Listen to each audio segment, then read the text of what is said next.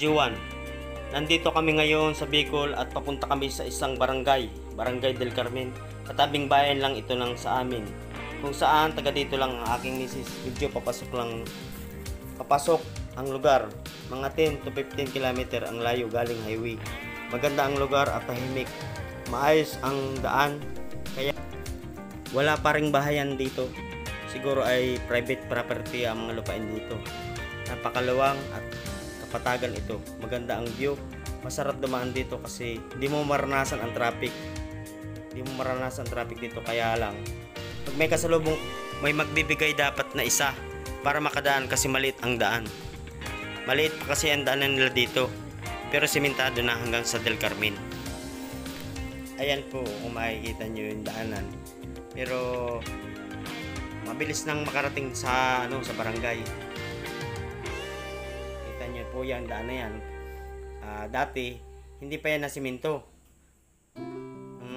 nung una, kaya wala pang masyadong bahayan dyan. Ayan po kung makikita nyo, napakaganda. Magandang tanawin, kitang kita yung bundok Meron na rin palang kampo dito sa katabing Barangay Kasay. Kaya napapangalagaan na rin at napapanatili ang kaligtasan at katahimikan ng lugar. Dito na kami sa papasok sa arko ng Barangay del Carmen. Ayan Dito na kami ngayon sa Barangay del Carmen. Dati wala pa yan, pero bago lang yan pinagawa. Kung makikita nyo rin, napakaraming nyugan dito. Sipag talaga ng mga tao dito. Dito ay maraming palayan. Basta masipag ka, kakain ka ng libre. Tulad ng mga buko. Ayan, magsasawa ka sa libreng buko. Pinanguha kami ng bianan at bayaw ko ng buko. Ayan, yung bayaw ko. Gwapong gwapo yan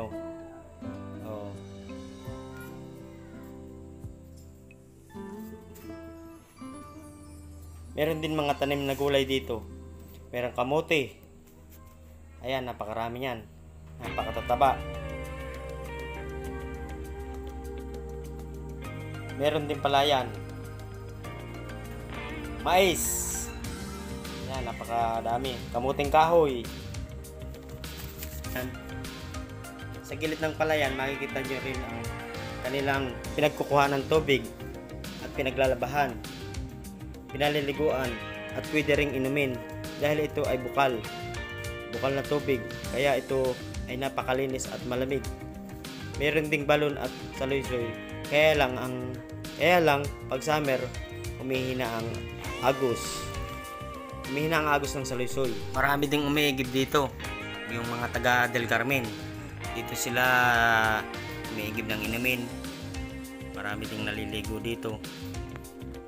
Pero ngayon may nawasan na ang Del Carmen, kaya kukunti na lang yung at umiigib dito. Dito ay mayroon ding mga ilog na pwedeng pagliguan ng libre. Kaya aming pinuntahan yung isa sa mga dinadayong river resorts. Ito ay ang Dao River Resorts. Pasok dito ang sasakyan. Napakaganda ng ilog. Malinaw, napakalinis.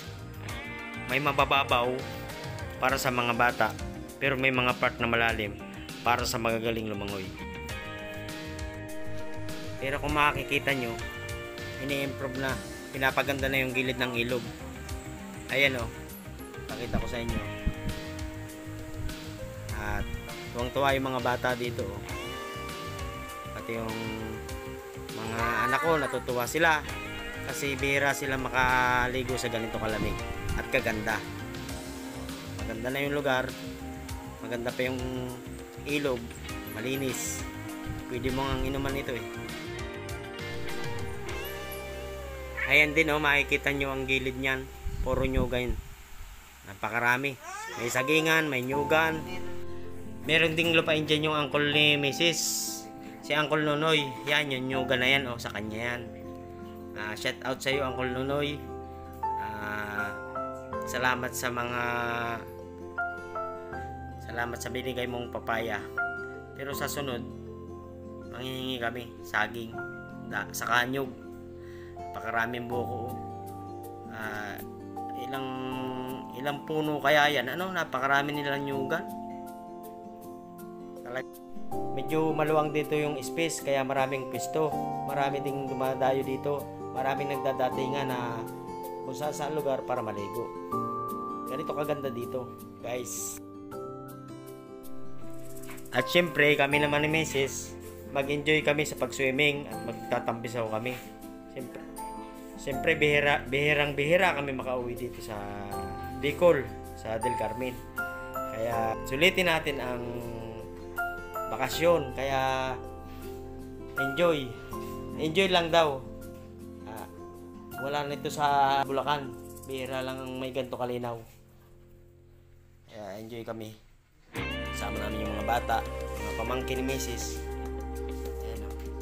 Kaya nung narito kami, tuwan-tuwa. Sulitin daw.